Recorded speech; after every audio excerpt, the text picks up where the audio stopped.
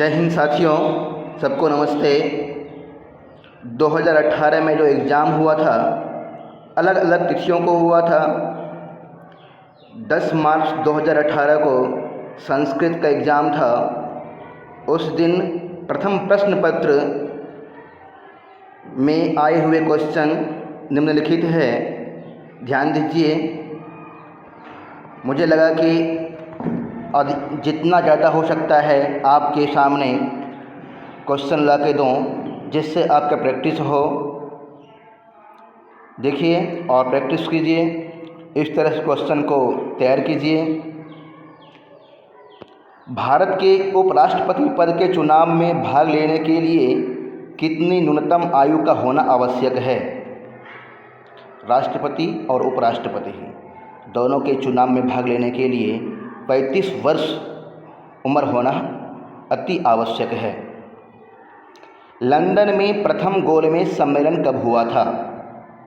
London में प्रथम गोलमेज सम्मेलन 12 नवंबर 1930 से 19 जनवरी 1931 तक हुआ था। 2017 में निम्नलिखित में से किसने राष्ट्रीय खेल प्रोत्साहन के लिए अर्जुन पुरस्कार प्राप्त किया था? नीता अंबानी ने। भारत के निम्नलिखित राज्यों में से किस राज्य में समुद्र तट नहीं है? तेलंगाना में समुद्र तट नहीं है। उड़ीसा में है, गुजरात में भी है, कर्नाटक में भी है, परंतु तेलंगाना में नहीं है। भारत में ब्रह्मोत्सवम त्यौहार कहाँ मनाया जाता है? आंध्र प्रदेश में। भारत में ब्रह्मोत्सवम त्यौहार आंध्र प्रदेश में मनाया जाता है। वर्ष 2017 में मुख्य भूमिका में सर्वश्रेष्ठ अभिनेत्री का ऑस्कर पुरस्कार किसने जीता? एमा स्टोन ने। ध्यान से देखिए, इस तरह के क्वेश्चन आएंगे और कुछ क्वेश्चन सामान्य ज्ञान के हैं, भूगोल के हैं। हो सकता है इन्हीं क्वेश्चन को उठाकर दे दें, इसलिए ध्यान रखिए। निम्नलिखित में से किस सिख गुरु ने गुरुमुखी लिपि को प्रारंभ किया था? गुरु अंगद देव ने गुरुमुखी लिपि को प्रारंभ किया था। निम्नलिखित में से बेल्जियम की राजधानी कौन सी है? बेल्जियम की राजधानी ब्रुसेल्स है। पिछला जो प्रश्न पत्र बताया था आपको, उसमें भी राजधानी पूछा गया था और यहाँ भी पूछा गया है, तो राजधानी याद कर लीजिएगा। राजधानी पूछ सकता है, मुख्य देशों की राजधानी याद कर लें। लोकसभा ने उस एक बिल को स्वीकृति दे दी है जिसमें विलासमयी लग्जरी वाहनों पर उपकर बढ़ जाएगा। टैक्स बढ़ाने के लिए उस बिल को स्वीकृति दी है लोकसभा ने। 25% करने के लिए कहा गया है। वाहनों पर उपकर 25% हो जाएगा।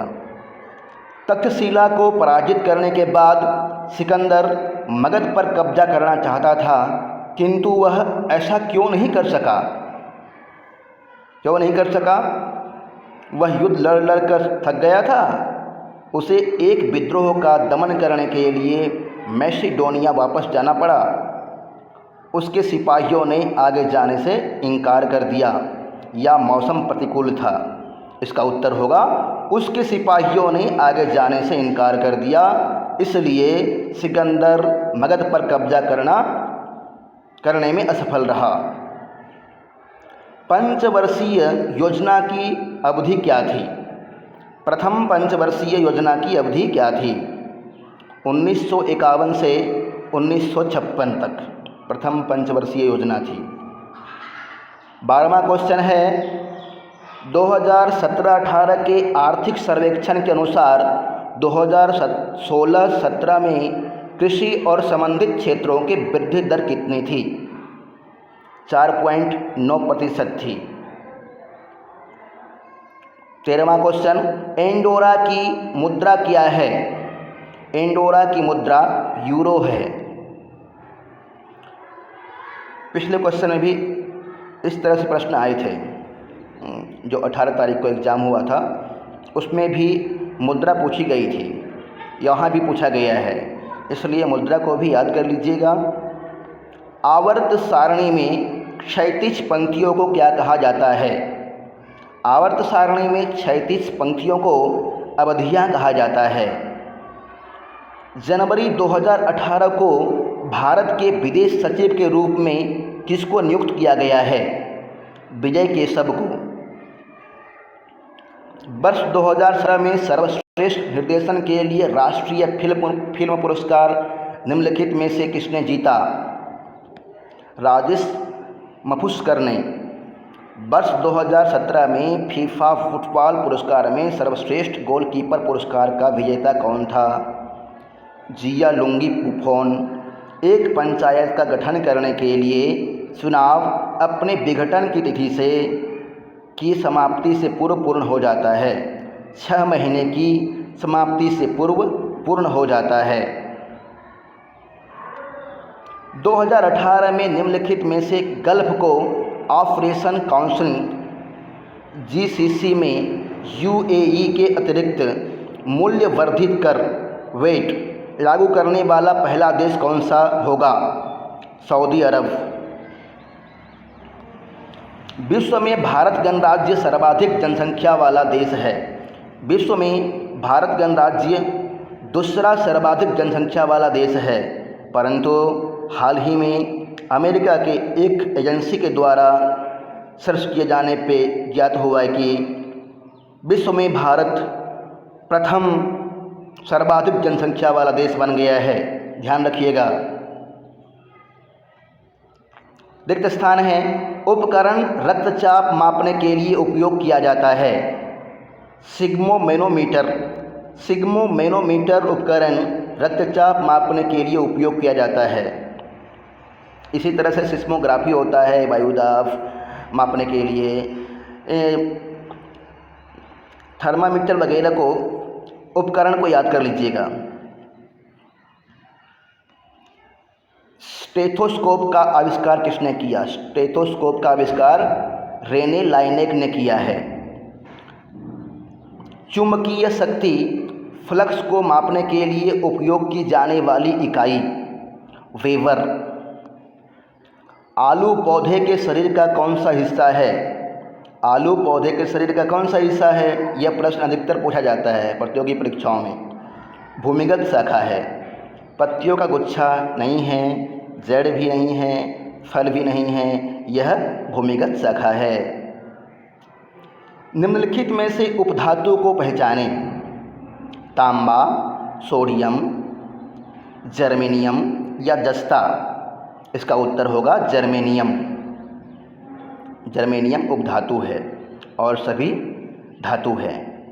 वाशिंग सोडा के लिए रासायनिक सूत्र क्या है? वाशिंग सोडा के लिए रासायनिक सूत्र है Na2CO3 10H2O। निम्नलिखित सिद्धांतों में से कौन सा सिद्धांत यह बताता है कि हवाई जहाज़ कैसे उड़ता है? बर्नौली का सिद्धांत। बर्नौली का सिद्धांत यह बताता है कि हवाई जहाज़ कैसे उड़ता है। 28वां प्रश्न है, कौन सी गैस में सड़े हुए अंडों की खराब गंध है? कौन सी गैस में सड़े हुए अंडों की खराब गंध होती है? हाइड्रोजन सल्फाइड में। हाइड्रोजन सल्फाइड में सड़े हुए अंडों की खराब गंध होती है। दो वृत्तों की परिधियों का अनुपात 1:2 है। इनके क्षेत्रफलों का अनुपात क्या होगा? 1.4। इस तरह क्वेश्चन आएंगे, देख लीजिएगा। 30वां क्वेश्चन, दो संख्याओं का महत्तम समावर्तक और उनका गुणनफल क्रमशः 15 और 4050 है। ऐसी संख्याओं के कितने युग्म संभव है? 2 युग्म संभव है।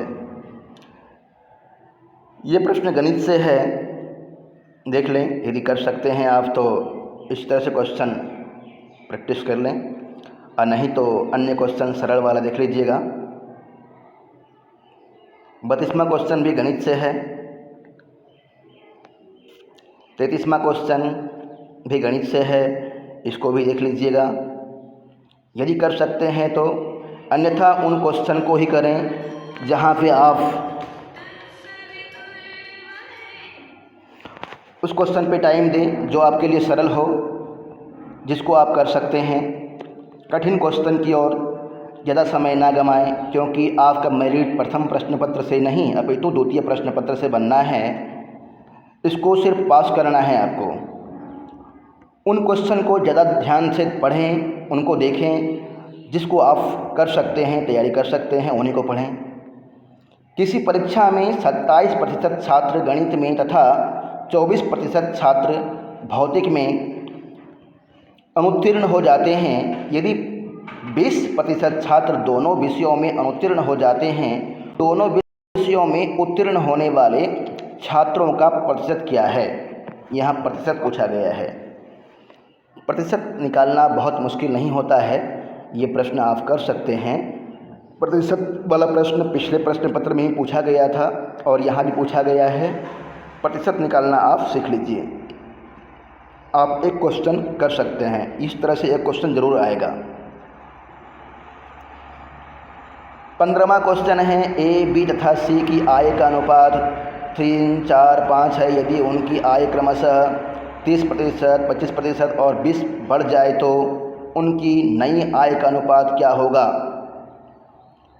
39, 50 और 60 होगा। लाभ हानि भी देख लीजिएगा। 36वां क्वेश्चन है, त्रिभुज ABCD में DE AB के समानांतर है। यदि CD गणित से है। इस तरह से क्वेश्चन यदि आप कर सकते हैं तो कर लीजिएगा।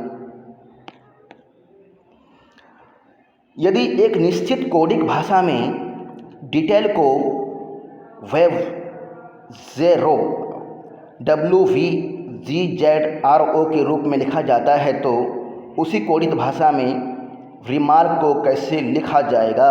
रिमार्क को कैसे लिखा जाएगा?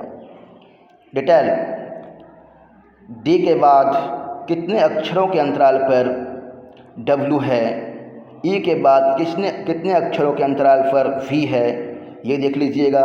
उसी तरह से रिमार्क का भी बना लीजिएगा। इसका उत्तर होगा IVNZIV।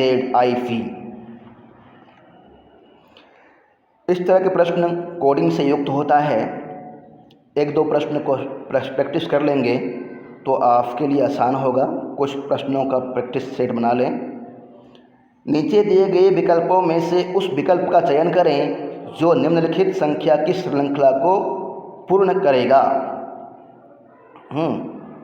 निम्नलिखित संख्या की श्रृंखला को पूर्ण करेगा। 16, 17, 20, 25, 32 के बाद क्या होगा? 41, फिर 52। यह क्वेश्चन पिछली बार आया है, मुझे पूरा ध्यान है क्योंकि मैं परीक्षा में बैठा था। और ये क्वेश्चन बहुत कठिन नहीं है, आप कर सकते हैं, प्रैक्टिस कर लीजिएगा। मनोज किसी कार्य को 15 दिनों में कर सकता है और जंगेश उसी काम को 30 दिनों में कर सकता है। दोनों मिलकर 6 दिनों तक कार्य करते हैं और फिर जंगेश छोड़कर चला जाता है। मनोज इस काम को कितने दिनों में समाप्त करेगा? इसका उत्तर होगा 6 दिनों में करेगा। 40वां क्वेश्चन है, 7 व्यक्ति अमित, राहुल, नरेश, दीपक, ललित, समीर और गौरव एक बुद्ध की ओर मुंह करके एक पंक्ति में खड़े हैं। ललित राहुल से ठीक आगे है। नरेश और गौरव के बीच में केवल एक व्यक्ति है। दीपक अमित के ठीक पीछे है। समीर राहुल और दीपक दोनों के पीछे है। यदि दीपक और नरेश पंक्ति में क्रमशः चौथे और 5वें स्थान पर है तो छठे स्थान पर कौन खड़ा है? इस तरह से प्रश्न करने के लिए आप एक लाइन खींच लेंगे। लाइन खींच करके बनाएंगे तो अच्छा रहेगा। प्रत्येक व्यक्ति का लाइन बना लें और नाम लिख लें। उत्तर आ जाएगा समीर। पिछला जो प्रश्न पत्र मैंने डाला था कल ही, उसमें भी इस तरह से क्वेश्चन आया हुआ है। ऐसे क्वेश्चन आ सकते हैं। मानसिक अभिक्षमता के विषय में ज्ञात होता है आपकी एकाग्रता कितनी है, इसलिए तैयार रहें। बहुत कठिन नहीं है, घबराए नहीं। निम्नलिखित में से उस विकल्प का चयन करें जो तीसरे पद से उसी प्रकार संबंधित है जिस प्रकार दूसरा पद पहले पद से संबंधित है। लेंथ मेट्रे, वॉल्यूम का संबंध किससे है? ये भी कौडिक भाषा है। जितना संबंध लेंथ और मेट्रे में है उसी तरह से वॉल्यूम में और लाइटर में संबंध निकाल लीजिएगा। बहुत आसान है, बस आपको डरना नहीं है, घबराना नहीं है, धैर्य से प्रश्नों को हल करना है।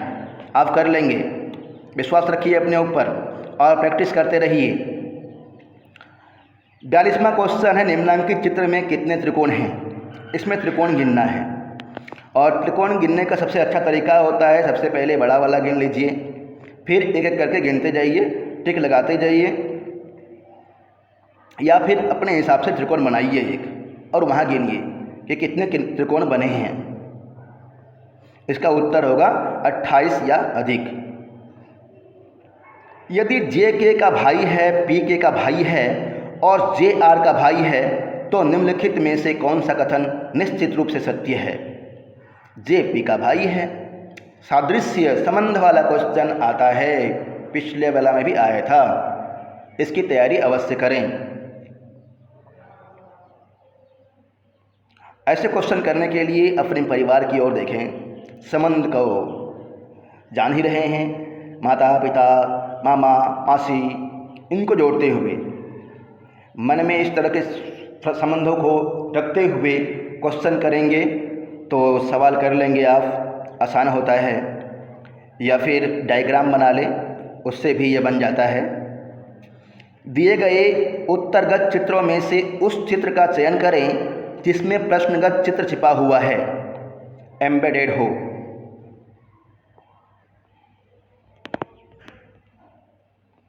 प्रश्नगत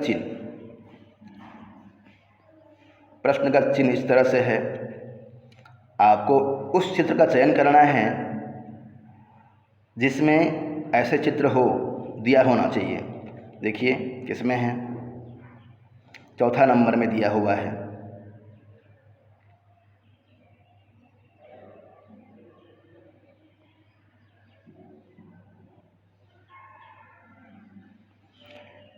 पैंतालीसवां क्वेश्चन, किलोबाइट के बराबर होता है। किलोबाइट के बराबर, यह क्वेश्चन कंप्यूटर से है।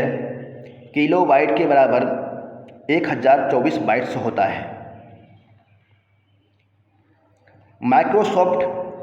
माइक्रोसॉफ्ट एक्सेल फार्मूला फ्लोर 5.23 का मान क्या है, क्या होगा?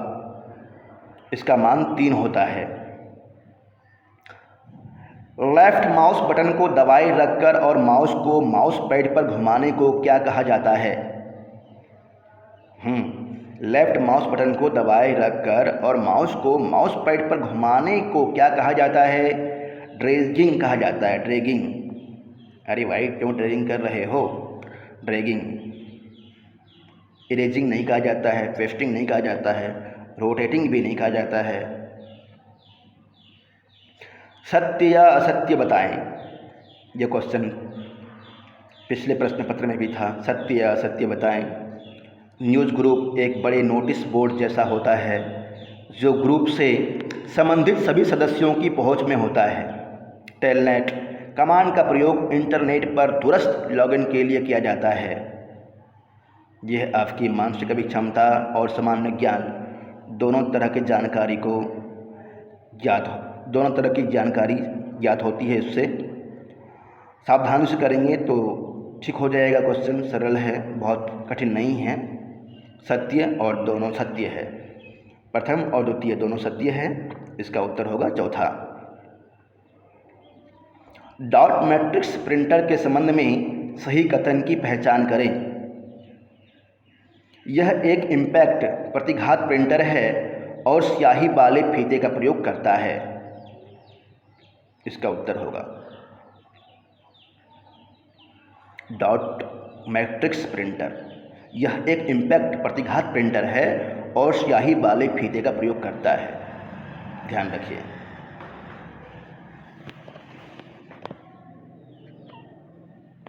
मेमोरी डिवाइस के संदर्भ में इफ्रॉम में अक्षर ई का क्या अर्थ होगा? इफ्रॉम में अक्षर ई जो दिया हुआ है इसका अर्थ होता है इरेजेबल।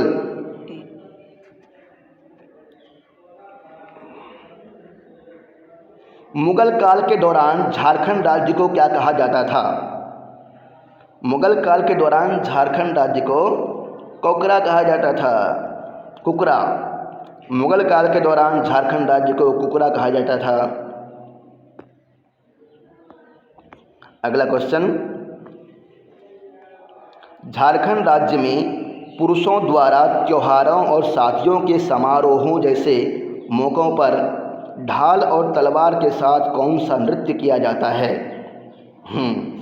झारखंड राज्य में पुरुषों द्वारा त्योहारों और शादियों के समारोहों जैसे मौक़ों पर ढाल और तलवार के साथ पाइका नृत्य किया जाता है। पाइका। फगुआ होली में होता है, झूमर अलग नृत्य है, पाइका किया जाता है।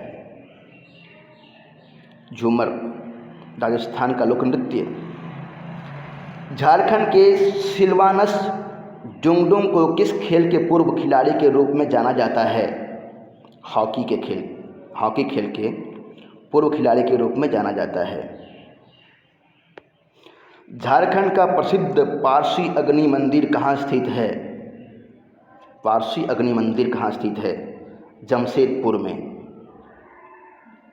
झारखंड के दर्शनीय स्थल, यहाँ का नृत्य, यहाँ की संस्कृति, यहाँ का इतिहास आपको पढ़ लेना है।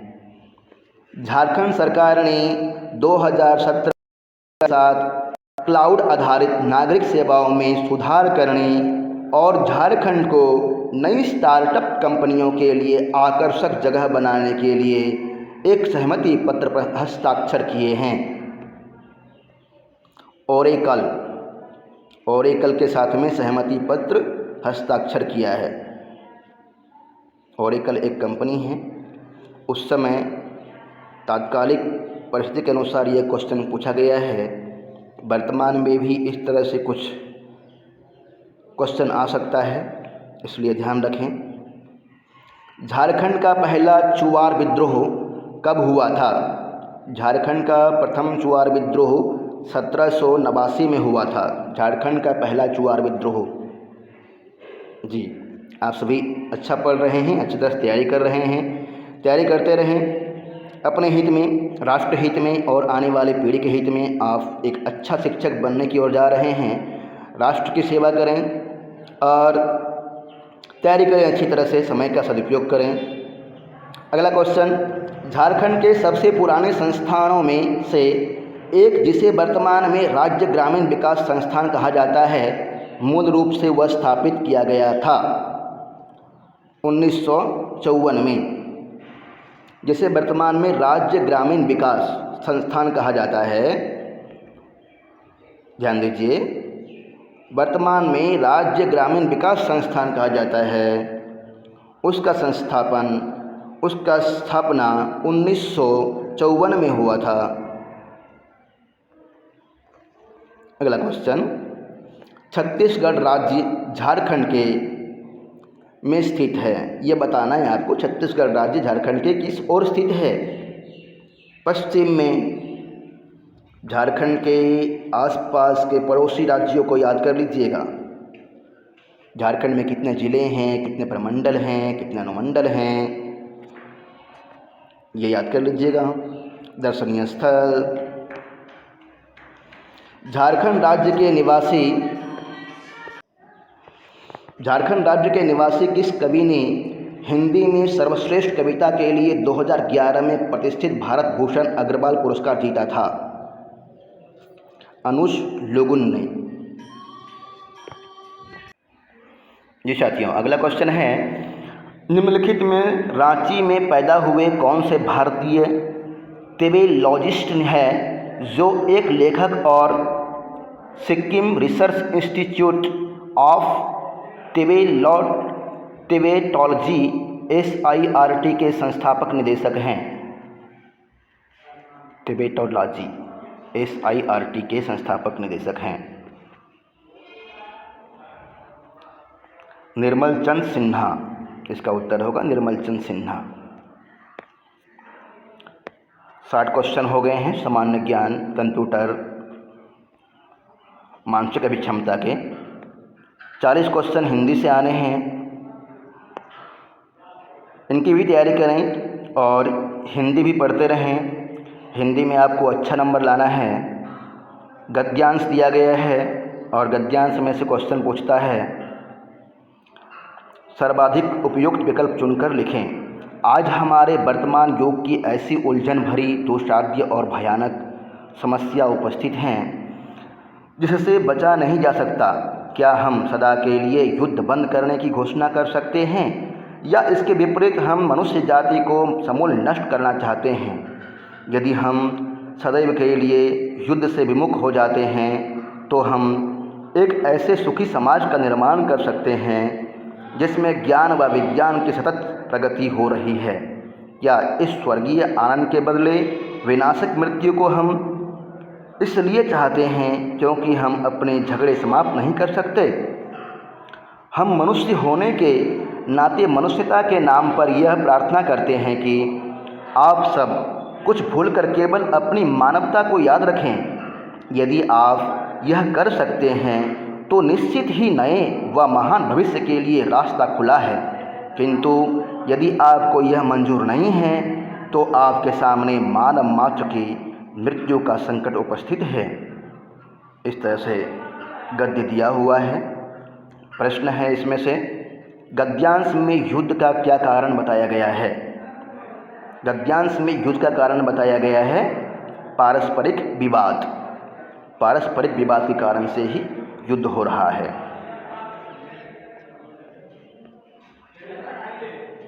फिर से गद्यांश दिया हुआ है, गद्यांश पढ़ लीजिएगा अच्छी तरह से और इसका उत्तर दीजिएगा।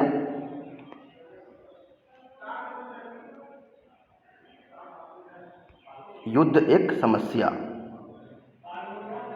अवतरण का शीर्षक क्या हो सकता है? युद्ध एक समस्या।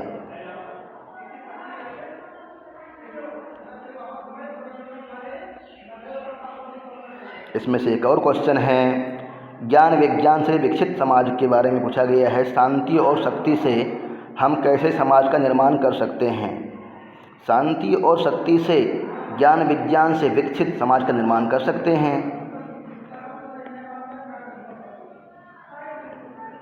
एक क्वेश्चन और है, मनुष्यता के नाम पर क्या प्रार्थना की गई है? मनुष्यता के नाम पर मानवता को याद रखने की प्रार्थना की गई है।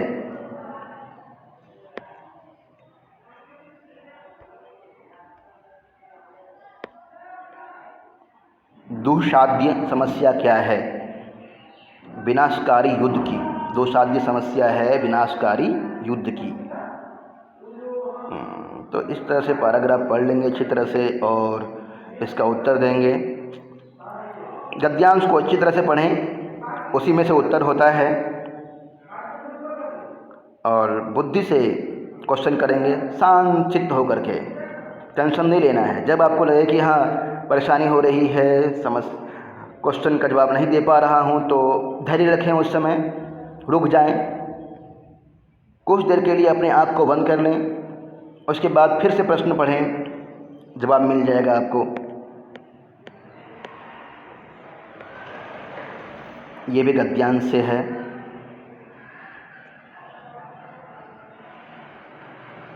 साहित्य का आधार जीवन है, इसी नींव पर साहित्य की दीवार खड़ी होती है। उसकी अटारियाँ, मीनार और गुंबद बनते हैं, लेकिन बुनियाद मिट्टी के नीचे दबी पड़ी हैं। जीवन परमात्मा की सृष्टि है, इसलिए अनंत है, अबोध्य है, अगम्य है। साहित्य मनुष्य की सृष्टि है, इसलिए सुबोध है, सुगम है और मर्यादाओं से परिचित है। जीवन परमात्मा को अपने कार्यों का जवाबदेह है या नहीं हमें मालूम नहीं, लेकिन साहित्य तो मनुष्य के सामने जवाबदेह है, इसलिए इसके लिए कानून है जिनसे वह इधर उधर नहीं हो सकता। जीवन का उद्देश्य ही आनंद है। मनुष्य जीवन पर्यंत आनंद की ही खोज में लगा रहता है। किसी को वह रत्न द्रव्य में मिलता है, किसी को भरे पूरे परिवार में, किसी को लंबे चौड़े भवन में, किसी को ऐश्वर्य में, लेकिन साहित्य का आनंद इस आनंद से ऊंचा है, इससे पवित्र है, उसका आधार सुंदर और सत्य से मिलता है। उसी आनंद को दर्शाना, वही आनंद उत्पन्न करना साहित्य का उद्देश्य है। गद्यांश दिया गया है। गद्यांश का शीर्षक क्या हो सकता है? श्रेष्ठ साहित्य, उत्तम जीवन, सामाजिक जीवन, या फिर जीवन का आनंद साहित्य। सबसे अच्छा जीवन का आनंद साहित्य, यही उत्तर होगा। जीवन का आनंद साहित्य है, वही आनंद उत्पन्न करना जीवन का साहित्य है। तो जीवन का आनंद साहित्य। इसी गद्यांश में से अगला क्वेश्चन है, साहित्य इसलिए सुबोध है क्योंकि यह मानव निर्मित है। साहित्य इसलिए सुबोध है क्योंकि यह मानव निर्मित है।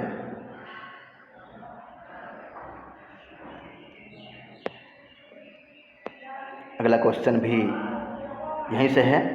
निम्नलिखित में समानार्थी शब्द युग्म छाटिए। समानार्थी युग्म को छाटना है। सुबोध सुगम्य, नींव बुनियाद, आनंद वैभव, अट्टालिका भवन। समानार्थी शब्द युग्म छाटना है, पर्यायवाची नहीं। अन्य जितने शब्द हैं प्रथम नंबर पे सुबोध सुगम्य, यह पर्यायवाची है। सुबोध का पर्यायवाची सुगम्य होता है। आनंद का पर्यायवाची वैभव होता है। आनंद, वैभव, धन। आनंद मतलब आनंद, वैभव मतलब धन वगैरह। अट्टालिका भवन, परंतु नींव का शब्द युग्म होगा बुनियाद। बुनियाद खड़ा करना, नींव खड़ा करना।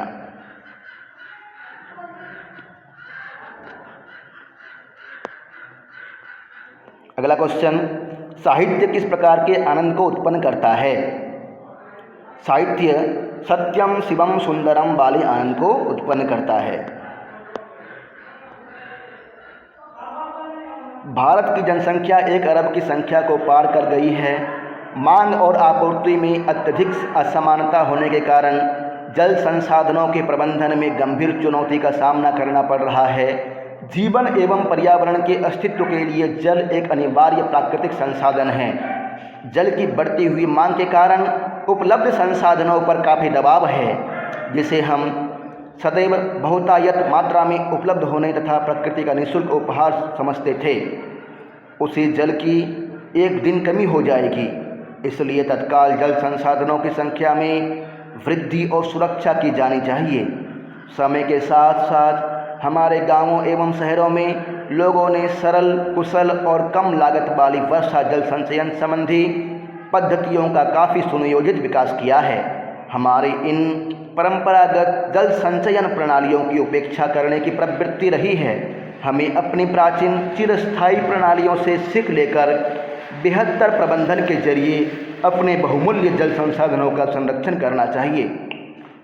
जल संरक्षण के बारे में बताया गया है इस पद्य में। जनसंख्या के बारे में भी चर्चा हुई थी। जनसंख्या, भारत की जनसंख्या 1 अरब की संख्या को पार कर गई है और वर्तमान में संपूर्ण विश्व में प्रथम नंबर पे आ गई है। पहले दूसरे नंबर पे थे, परंतु अब प्रथम नंबर पे आ गई है हमारे भारत की जनसंख्या। जनसंख्या से संबंधित एक क्वेश्चन ये भी बन सकता है कि बिहार एक ऐसा राज्य है जिसमें जातिगत जनगणना हो रही है वर्तमान में। यह क्वेश्चन पूछ सकता है, ध्यान रखिएगा। बिहार में जातिगत जनगणना चल रही है। जातिगत जनगणना कराने वाला राज्य बिहार है। गद्यांश में कौन से तत्व को जीवन के लिए जरूरी बताया गया है? जल को। जल जीवन के लिए जरूरी है।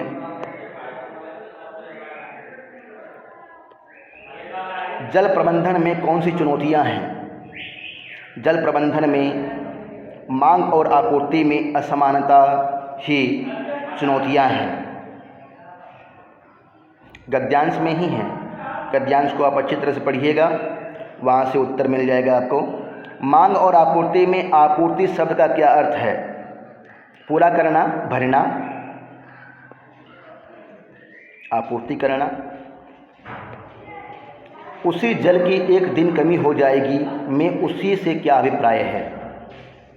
कुदरत मुक्त उपहार, कुदरत ने, ईश्वर ने हमें मुफ्त में जल दिया है, उस जल का संरक्षण करें, सही तरह से उपयोग करें, व्यर्थ न गंवाएं, अन्यथा उसी जल का अर्थात कुदरत प्रदत्त, ईश्वर प्रदत्त जल का कमी हो जाएगा, उसी जल की एक दिन कमी हो जाएगी, उसी जल की एक दिन कमी हो जाएगी।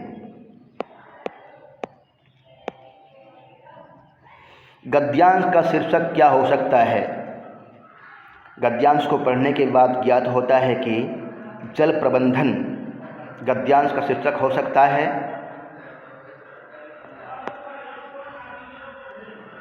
एक और गद्य दिया गया है, सुरक्षा एक स्वाभाविक प्रवृत्ति है, जानवर भी अपनी सुरक्षा के लिए खोह या मान बनाते हैं, परंतु सुरक्षा की दृष्टि से पशु पक्षी मानव जाति के सामने पूरी तरह पराजित है।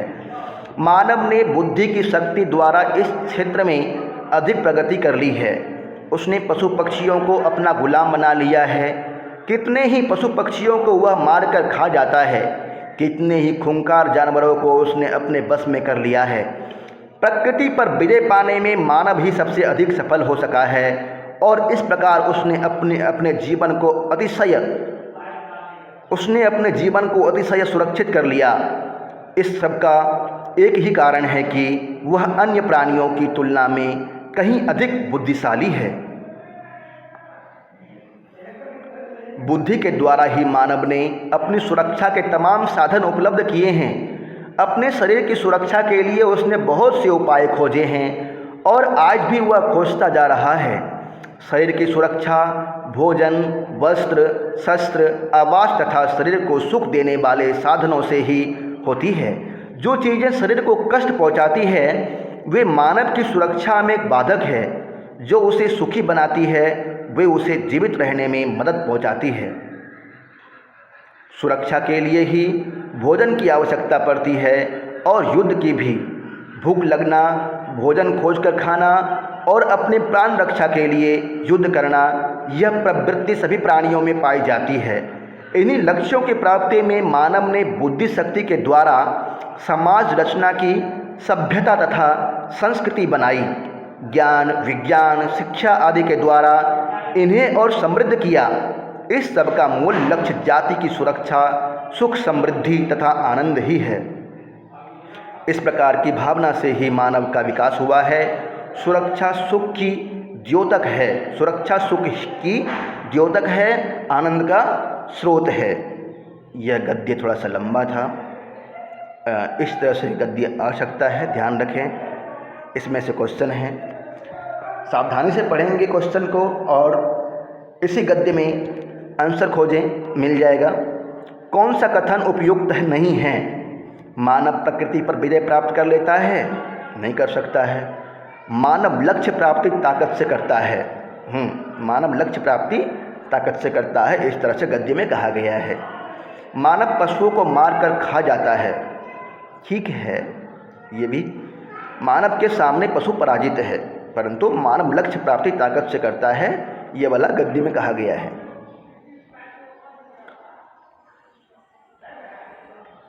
प्रस्तुत गद्यांश पर आधारित प्रश्नों के नीचे दिए गए विकल्पों में से सर्वाधिक उपयुक्त विकल्प चुनिए। अगला क्वेश्चन है, गद्यांश का उपयुक्त शीर्षक क्या होगा? सुरक्षा मानव की मूल प्रवृत्ति है। अगला क्वेश्चन है, सुरक्षा की दृष्टि मानव सबसे अधिक सफल क्यों है? सुरक्षा की दृष्टि से मानव सबसे अधिक सफल क्यों है? क्योंकि बुद्धि शक्ति के कारण से। गद्य को आपने ध्यान से सुना, पढ़ा, उसमें लिखा हुआ था कि मानव अपनी बुद्धि शक्ति के कारण से ही सुरक्षित महसूस करता है। अन्य प्राणियों की तुलना में मनुष्य सुरक्षित है।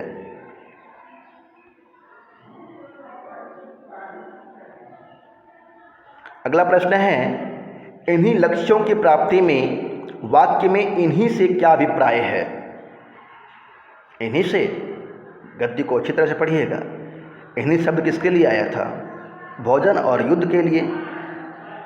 भोजन और युद्ध के लिए इन्हीं शब्द का प्रयोग हुआ था। इन्हीं लक्ष्यों की प्राप्ति में वाक्य में इन्हीं से तात्पर्य है भोजन युद्ध।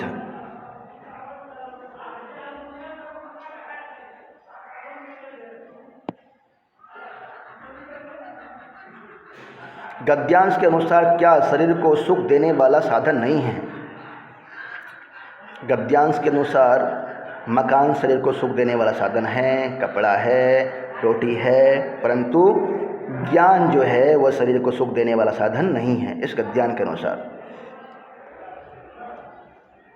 द्वितीय ज्ञानान्न मुक्ति, ज्ञान के बिना मुक्ति नहीं है, परंतु शरीर को सुख देने वाला साधन जो बताया गया है गद्यांश में वह ज्ञान नहीं है।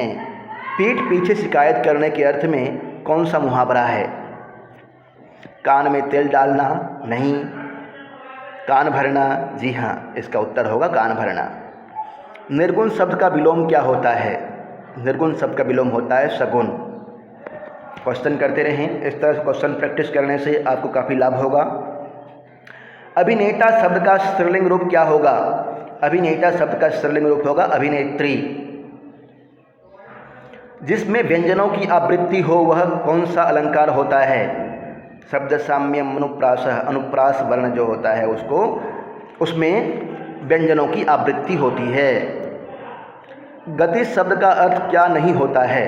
गति शब्द का अर्थ क्या नहीं होता है? चाल, मोक्ष, हालत, शीघ्र। शीघ्र गति शब्द का अर्थ नहीं होता है। गति मतलब चाल होता है, पढ़ा है आपने विज्ञान में। गति आपकी कौन सी गति होगी? मोक्ष भी होता है इसका अर्थ। आपकी क्या गति है? दुर्गति बोलते हैं ना, दुर्गति हो गई, आपकी क्या हालत हो गई। परंतु शीघ्र मतलब जल्दी होता है। इस तरह के क्वेश्चन में चिंतन कीजिएगा कहाँ कहाँ प्रयोग होता है, सही टिक लग जाएगा, आपसे लगा लेंगे। किरण का पर्यायवाची क्या नहीं है? किरण का पर्यायवाची क्या नहीं है पूछ रहा है। क्वेश्चन को सही तरह से पढ़िए, जवाब दे देंगे, अन्यथा आपसे क्वेश्चन गलत हो जाएगा। आते हुए भी क्वेश्चन गलत हो जाता है कई बार, क्योंकि हम क्वेश्चन को सही तरह से नहीं पढ़ते हैं। रश्मि, अंशु, मयूख और निशि, इसमें निशि शब्द ऐसा है जो कि किरण का पर्यायवाची नहीं है। रश्मि मतलब किरण होता है, अंशु मतलब भी किरण होता है और मयूख मतलब भी किरण होता है, परंतु निशि मतलब किरण नहीं होता है। दोनों ओर संकट होने पर कौन सी लोकोक्ति कही जाती है? दोनों ओर संकट, इधर कुआं उधर खाई। घर के लिए कौन सा शब्द प्रयुक्त नहीं होता? सदन शब्द प्रयुक्त होता है, आवास भी प्रयुक्त होता है। मेरा सदन, वाल्मीकि सदन, आवास, मेरा आवास। गेह मतलब घर, प्रासाद, प्रासाद, प्रासाद शब्द का प्रयोग घर के लिए नहीं होता है, प्रासाद। कौन सा शब्द तद्भव है? नयन तत्सम शब्द है, नेत्र भी तत्सम है, अक्षी भी तत्सम है, परंतु आँख शब्द तद्भव है। इसका उत्तर होगा आँख। निम्नलिखित में से कौन सा वाक्य अशुद्ध है? हम कुशलतापूर्वक हैं, गलत है। तेरे को उसने क्या उत्तर दिया? यह वाक्य भी अशुद्ध है। हम कुशलतापूर्वक हैं। निम्नलिखित में से कौन सा वाक्य अशुद्ध है? अशुद्ध वाक्य को छांटना है, ध्यान रखिए। हम कुशलतापूर्वक हैं, यह वाक्य शुद्ध है। हम कुशलतापूर्वक हैं। तेरे को उसने क्या उत्तर दिया? इस तरह से नहीं होना चाहिए ये वाक्य। तेरे को, इसके जगह पर होगा तुझको, तुमको, तुमको या तुम्हें। उसने, तुम्हें उसने क्या उत्तर दिया? इसका सही जवाब होगा तुम्हें उसने क्या उत्तर दिया। भारत में अनेक स्थल दर्शनीय हैं, ये भी शुद्ध है। मुझे खाना खाना है, ये भी शुद्ध है, परंतु तेरे को उसने क्या उत्तर दिया यह अशुद्ध है। ऐसे वाक्यों को ध्यान से पढ़ें। तेरे को, उसको, तेरे को, मेरे को, ऐसे शब्द अशुद्ध माना जाता है। तुम्हें, मुझे। निर्मल शब्द का विलोम क्या होगा? निर्मल, निर्मल शब्द का विलोम होगा मलिन, निर्मल मतलब मल से रहित और मलिन मतलब गंदा। उन्नायक शब्द का संधि विच्छेद क्या होगा? उन्नायक, उत प्लस नायक, तो को न हो जाता है उन्नायक। स्वेच्छा शब्द में कौन सी संधि है? स्वेच्छा शब्द में गुण संधि है। स्व प्लस इच्छा, स्वेच्छा, गुण संधि। ई को ए हो गया है, स्वेच्छा। कौन सा शब्द तत्सम है? तत्सम शब्द कौन सा है? लोग, बछड़ा, आलम या कविता। कविता शब्द तत्सम है। मुझे आशा है आप भी कविता की तरफ ही गए होंगे, क्योंकि लोग तद्भव है, बछड़ा भी वत्स से बना है। लोग, लोकः, आलम, आलम शब्द उर्दू का है। आलम क्या आलम, कविता तत्सम है। लोकनाथ शब्द में कौन सा समास है? लोकनाथ शब्द में तत्पुरुष समास है। लोकनाथ, लोकस्य नाथ लोकनाथः। कनकलता शब्द में कौन सा समास है? कनकलता शब्द में कर्मधारय समास है। कनकलता, कनकलता, यहाँ विशेषण और विशेष्य से संबंध हुआ है।